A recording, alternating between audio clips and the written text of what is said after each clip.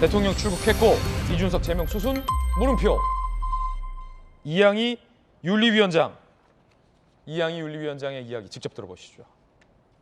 이준석 당원 징계 절차 개시 사유는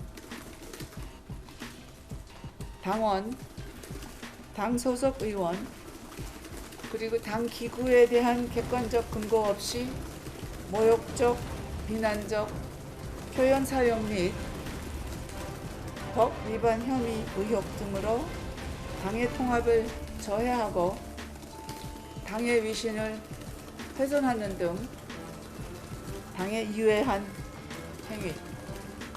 이것은 바로 윤리위원회 규정 제20조 제1호와 3호 그리고 윤리규칙 제4조 제1항 제2항에 근거하였습니다.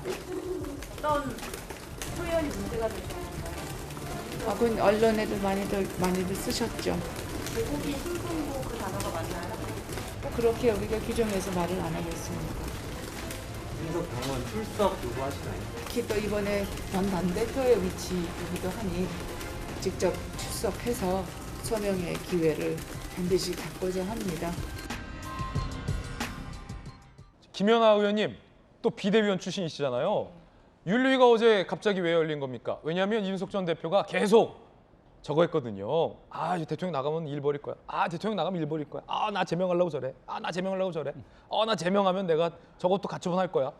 계속 그랬거든요. 어제 왜 열린 겁니까?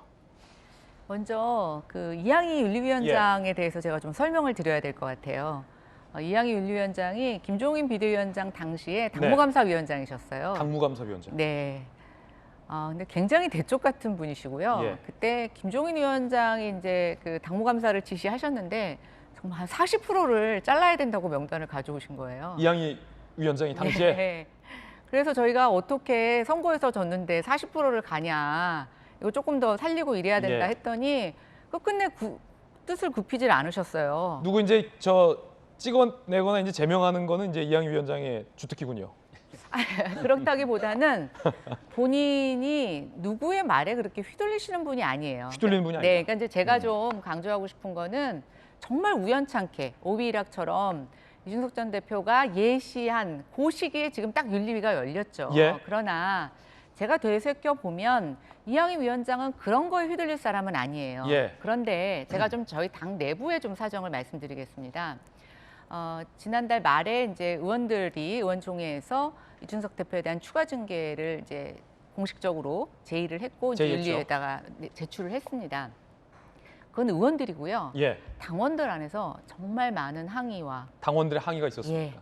그러니까 도대체 당이 왜 이렇게 추가 징계 하라 이거군요. 그러니까 끊임없이 지금 가처분에 무한궤도에 들어가 있는데 당원들이 봤을 때는 너무 그게 안타까운 거예요. 해당 행위라는 겁니까? 예, 그러니까 뭐 해당 행위다. 왜 저거를 처리를 하지 못하냐.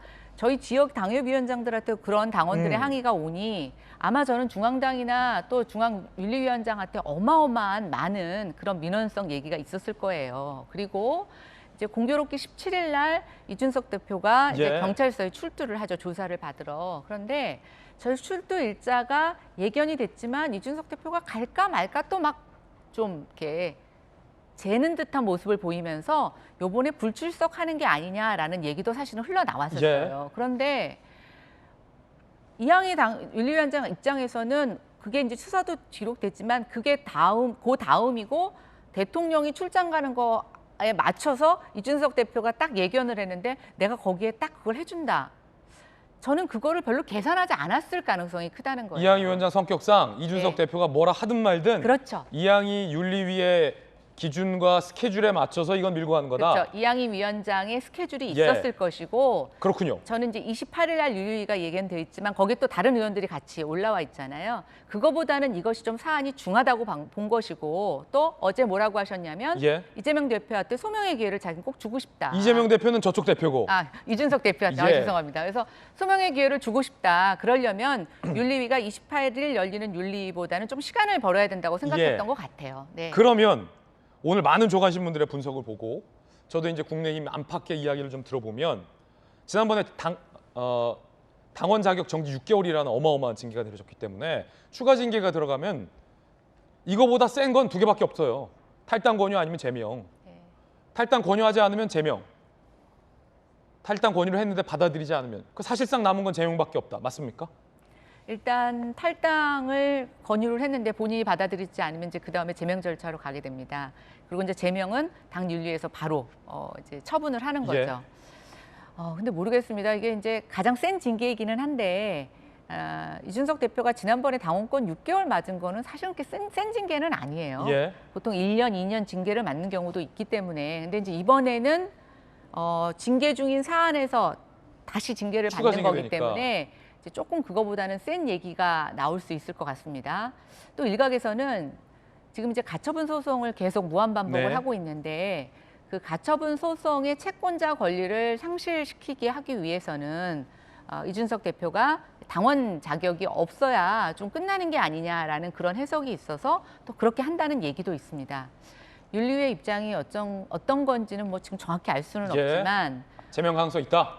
뭐 저는 추가적으로 세게 더 징계를 한다라고 예. 하면은 뭐 단순히 당원권 정지 기간을 늘리는 걸로 나올까 그거보다는 조금 더 강한 입장으로 해야 된다라는 여론이 좀 많이 있을 것 같다는 생각을 합니다. 이준석 전 대표는 반발하고 있습니다. 이준석 전 대표 입장입니다. 직접 들어보시죠.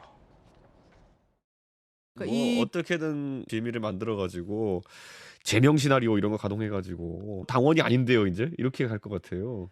대통령이 출국하시거나 어디 가시면은 그때 꼭 그때 일을 벌입니다. 그 사람들이 이번에 또 이제 뭐 순방 가신다고 하는데 그 사이에 아마 또 이제 뭔가를 꾸미고 있지 않을까. 제명을 한다는 거는 그거는 진짜 제가 역사책에 이름 나올 일입니다. 문제는 아무리 이제 대쪽 같다고 해도 이준석 전 대표가 이렇게 예고를 했는데 대통령 정말로 순방 가자마자 윤리위가 징계 절차에 돌입했다라는 겁니다. 전재수 의원님 궁금한 게 이 정부적인 판단 대통령 순방 돌아오면 하면 안 됩니까? 그랬으면 이준석 전 대표 이 주장에 힘이 실리지 않을 수도 있었을 텐데 이준석 전 대표가 예견한 대로 마치 당이 딱딱딱 다 돌아가니까 그러니까 무슨 점집도 아닌데 저렇게. 그러니까 그만큼 이제 국민의힘이 너무 빤히 보이는 수를 지금 쓰고 예. 있는 것이죠. 너무 빤히 이제 보이니까 무슨 뭐 점치는 사람도 아닌데 이준석 대표가 저렇게 딱딱 맞출 정도 아닙니까? 근데 잠시 생각해 보면 당연히 저 수순을 거칠 거다라고 누구라도 다 예상을 하고 예. 예상을 할 수 있기 때문에 특별한 예언 아니다. 그렇습니다. 예. 그러니까 국민의힘이 너무 이제 뭐 빤히 보이는 그 누구라도 상상할 수 있는 그런 절차를 밟아가고 있는 것이고 정말 저는 좀 아쉬운 것이 윤석열 대통령께서 결국은 이제 대통령 되자마자 말하자면 전국 주도권을 확보를 하고 또는 당내 영향력을 행사를 할 수 있는 그 국민의힘을 윤석열의 정당으로 만들어야 되겠다라는 그런 이제 목적을 가지고서 당내의 경쟁자, 즉 다른 목소리를 낼 수 있는 정치적 구심점, 그것을 이준석 대표로 이제 정한 것이고 내부의 정치적 경쟁자,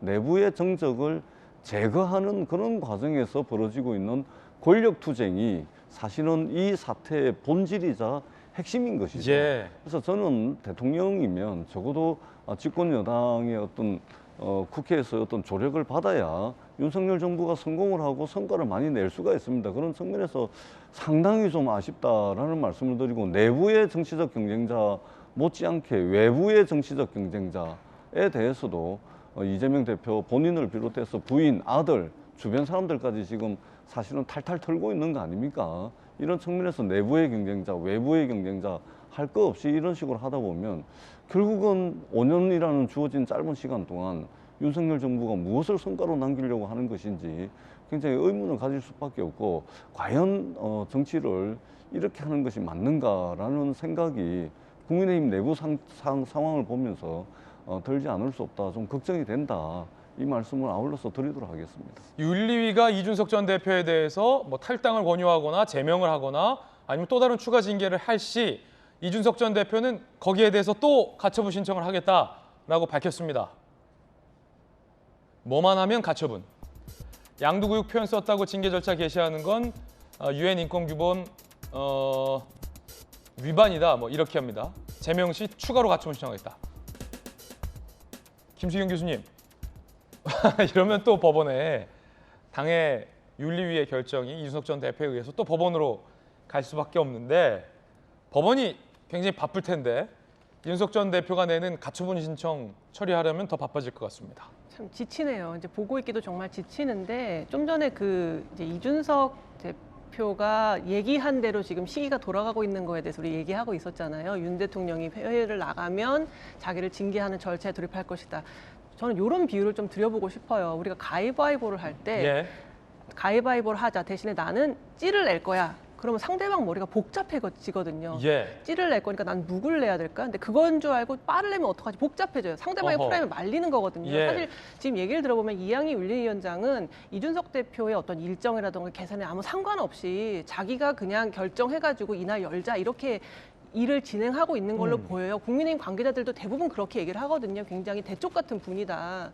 그런데 이준석 대표가 이렇게 얘기를 해버리면 마치 윤리위가 자기가 예측한 것처럼 돌아가고 있다라는 식으로 프레임에 말려들게 되거든요. 저는 그런 의도로 일부러 이준석 대표가 그런 얘기를 했다는 생각이 들고. 아, 만약에 그럼 윤리위가 대통령 순방 돌아와서 징계를 또 열면 이준석 전 대표가 아, 내가 말을 해서 윤리위가 내 말한 기간을 피했다 이렇게 나올 수도 있다. 그렇죠. 어차피. 어떤 얘기를 그러니까 윤리위가 어떤 행보를 취해도 이준석 전 대표가 저렇게 얘기를 해버리면 다 말려든 것처럼 예. 얘기가 돼버리거든요. 그렇기 때문에 저는 일부러 저런 얘기를 했다고 생각이 들고 지금 약간 일정에 좀 무리가 있습니다. 사실 이준석 대표에 대한 경찰 수사라던가 아니면은 뭐 가처분 신청의 결과 같은 것들을 좀 보고 나서 처리할 수도 있을 문제 같은데 제가 듣기로도 이양희 윤리위원장이 워낙에 이준석 대표가 그동안 해왔던 해당 행위에 대해서 이것은 부적절하다는 생각이 있는 것 같고 또 당원들의 너무 빗발치는 그 요구가 있었기 때문에 거기에 화답하는 식으로 이번에 윤리위를 열지 않았나 싶습니다.